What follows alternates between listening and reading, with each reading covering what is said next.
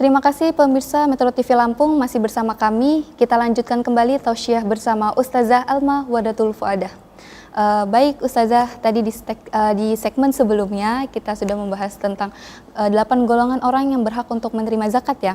Kemudian tadi yang terakhir kita bahas adalah tentang amil zakat. Oh, tentang mu'alaf. Oke, baik. Jadi mu'alaf ini adalah orang yang baru masuk Islam, benar ya Ustazah? Kenapa sih orang mu'alaf ini harus nih kita berikan zakat fitrah tersebut?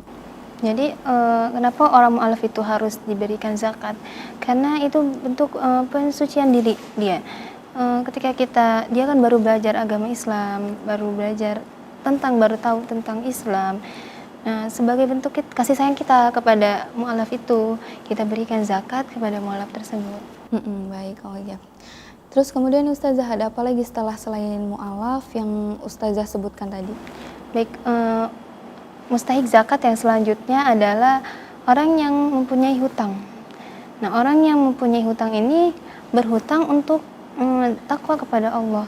Misalkan dia berhutang untuk membeli beras, untuk membeli makanan-makanan pokok, untuk memenuhi kebutuhan sehari-harinya. Nah, lalu bagaimana ketika orang yang berhutang untuk jalan kemaksiatan? Nah, orang yang berhutang untuk jalan kemaksiatan itu tidak dikategorikan sebagai mustahik zakat. Kenapa? Karena dia tidak menggunakan uang tersebut. Dia berhutang dia tidak menggunakan uang tersebut untuk jalan Allah. Dia berhutang misalkan untuk kemewahan-kemewahan. Dia beli tas nih, untuk tas-tas branded atau mobil mewah, itu dia berhutang. Nah, itu tidak wajib kita berikan zakat, tidak termasuk mustahik zakat. Adapun orang yang dia berhutang untuk untuk bertakwa kepada Allah, dia membeli beras atau berhutang untuk membangun masjid. Misalkan ada seorang dia untuk berhutang untuk membangun masjid. Nah, dia boleh diberikan zakat. Oke, baik.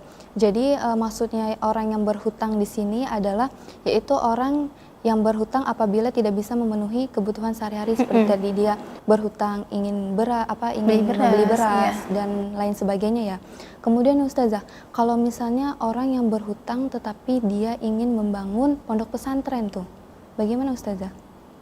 Jadi orang yang berhutang untuk membangun pondok pesantren itu kan dia tujuannya kita harus tahu dulu tujuannya itu seperti apa. Apakah dia membangun pesantren emang untuk kemaslahatan umat, untuk bisa menyalurkan ilmunya kepada orang-orang, atau dia membangun pesantren itu hanya untuk pamer atau untuk hal-hal yang duniawi. Jadi ketika dia membangun pesantren untuk mengagungkan agama Allah, untuk menjalankan agama Allah, itu kita nggak apa-apa gitu memberikan zakat kepada orang tersebut. Oke, baik Ustazah. Kemudian setelah itu ada apa lagi nih Ustazah? Lalu mustahik zakat yang selanjutnya adalah gorim. Gorim itu adalah budak. Jadi budak itu waktu dulu pada zaman Rasulullah itu kan orang-orang itu dijual beli. Jadi ketika orang itu udah dibeli, nah itu yang disebut dengan memerdekakan budak. Seperti itu. Jadi kan tadi kata Ustazah kalau misalnya gorim itu adalah budak ya. Nah, budak itu adalah jadi pada zaman Rasulullah itu ada perjual beli manusia. Nah, kalau misalnya dia sudah dibeli berarti dia sudah merdeka. Nah, apabila dia sudah merdeka ini apakah dia tetap mendapatkan zakat fitrah atau tidak? Tidak. Jadi yang diberi zakat fitrah itu kita misalkan mau memberi zakat, tujuannya untuk apa? Untuk memerdekakan budak. Nah, itu yang harus dikeluarkan zakatnya. Nah, kalau di zaman sekarang nih, kan sekarang udah nggak ada budak ya. Budak itu udah nggak ada. Contoh di zaman sekarang kita mengeluarkan zakat untuk gorim itu, misalkan ada orang yang dituduh maling ayam misalkan. Hanya dituduh, terus kita memberikan zakat kepada dia untuk mengeluarkan dia. Jadi sebagai jaminan gitu. Nah, itu boleh dilakukan pada zaman sekarang. Oke, baik Ustazah ya. Apakah masih ada lagi nih Ustazah golongan orang yang berhak untuk menerima zakat tersebut? Golongan orang yang berhak menerima zakat untuk selanjutnya adalah Ibnu Sabil. Ibnu Sabil itu adalah orang yang sedang berada di perjalanan. Misalkan dia sedang dalam perjalanan, dia kehabisan uang untuk makan, untuk membeli bahan-bahan pokok untuk dia makan di perjalanan. Nah, itu kita boleh memberikan zakat kepada orang yang sedang dalam perjalanan. Yang mana tujuannya ketika kita Ibnu Sabil itu ya, Ibnu Sabil itu tujuannya harus untuk ketakwaan kepada Allah. Jadi jangan dalam kemaksiatan dia melakukan perjalanan. Misalkan untuk silaturahim, untuk pergi haji, untuk hal-hal yang emang itu tujuannya untuk Allah.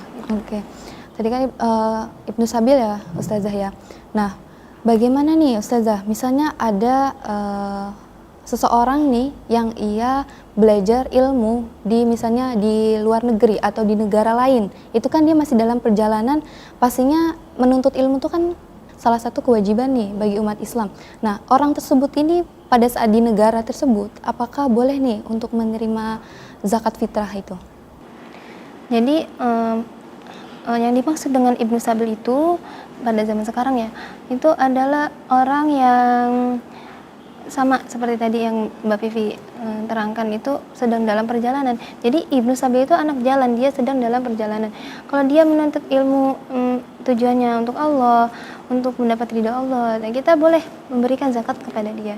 Tapi kalau dia emang dikategorikan orang yang mampu, nah itu sebaiknya kita berikan kepada orang yang kurang mampu. Jadi kita utamakan orang yang kurang mampu daripada orang yang lebih mampu. Kan ada orang yang belajar di luar negeri itu orang-orang yang emang udah punya uang banyak gitu kan, itu tidak perlu kita berikan zakat.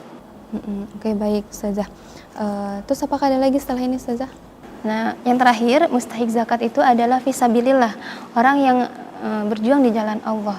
Nah, di zaman dulu kan banyak tentara-tentara Islam gitu, orang-orang yang kekurangan. Jadi tentara Islam itu dia mengorbankan segala jiwa dan raganya untuk Islam, tanpa dengan harta tapi dengan kekuatannya, dengan segala raganya gitu, bentuk semua yang dia keluarkan untuk Islam.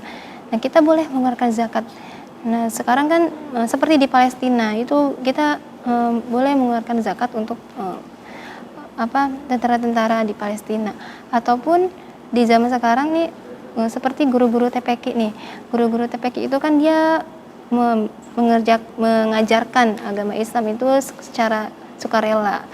Nah, kita boleh memberikan zakat kepada orang-orang seperti itu. Jadi orang yang dia berjuang di jalan Allah untuk menegakkan agama Allah, menyebarkan agama Islam dimanapun berada.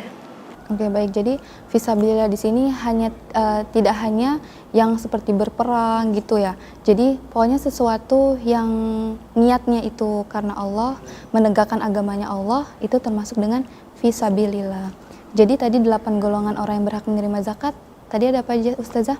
Yang pertama ada fakir ya? Terus miskin, lalu amil zakat, lalu mu'alaf, terus orang yang berhutang, terus budak, Ibnu Sabil, dan juga fisabilillah. Oke, fisabilillah.